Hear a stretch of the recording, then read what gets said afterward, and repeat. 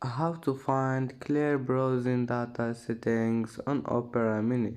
Hello guys, in today's video I'm gonna show you how to find clear browsing data settings on Opera Mini. First thing we're gonna do is go to Opera and then click this Opera icon here, and now click this one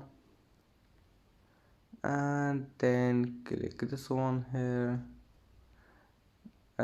You will find this one here, clear browsing data, and just click on it, and as you see here you can find clearance settings, and just select anything you want and click OK.